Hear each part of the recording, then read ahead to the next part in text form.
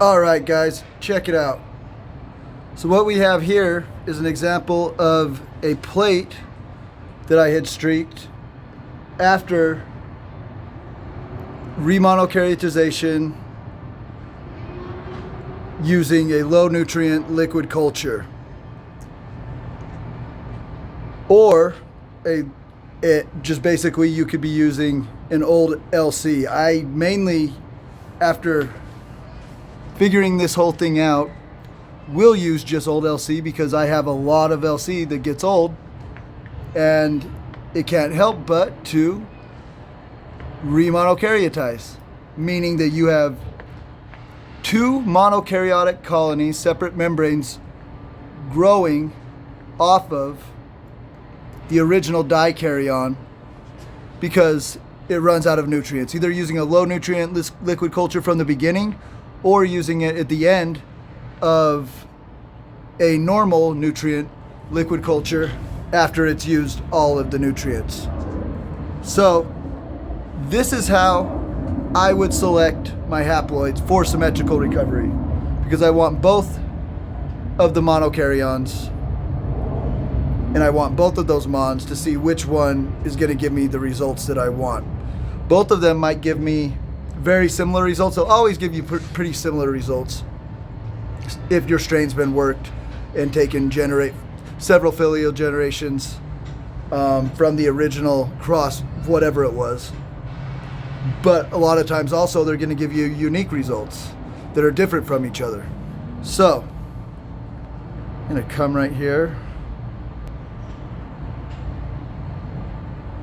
and I'm going to mark it up. So zoom in.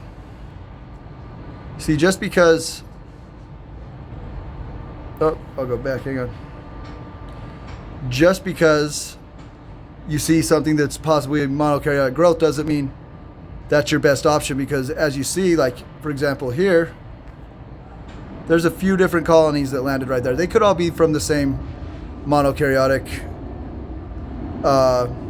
membrane, right? Or you come over here and single something out like this. I would grab that with a very sharp pointed scalpel and transfer that to another plate.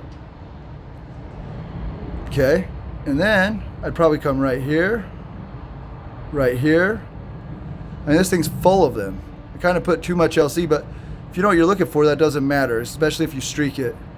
This one right here would be questionable. Looks like I can see two spots, but still very likely 50% chance with something like that, probably that you're going to be able to grab a monokaryon or a haploid. But then this one,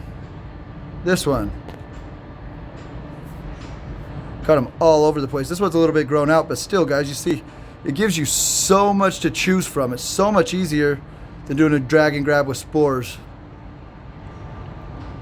even though I was sloppy with this. Come over here. These are all, you could, and if you don't have any that are isolated like this, kind of on their own, you can still try these out. Why not?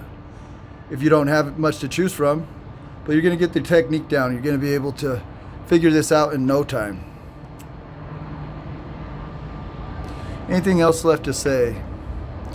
So normally I will put them on a plate all together, just all over the plate, random, give them enough room to grow out without touching each other, so that I'll be able to grab a piece and transfer them each to their own plate, okay, while letting that plate continue to grow out and watching and seeing what they do as far as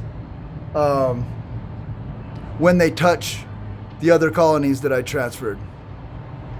But that said, also after I grow them out, I'm going to test them against the plates against the transfers on the same plate that I had already transferred a second time, against a few other transfers, right? Let them grow out so I can see which ones are the same and which ones are not the same.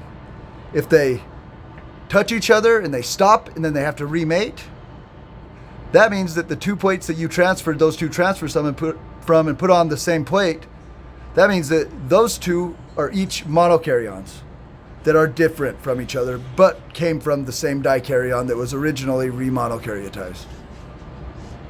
It's really simple stuff, guys. It's easy elementary math right here. So this is a perfect example. So with that said, I'm going to discard this edited photo, and I'm going to leave it here with you guys to hopefully watch and learn from. And I hope you guys are able to isolate all types of mons. So yeah, that's what we're doing. That's pretty cool stuff. It's really fucking easy. So much love, guys.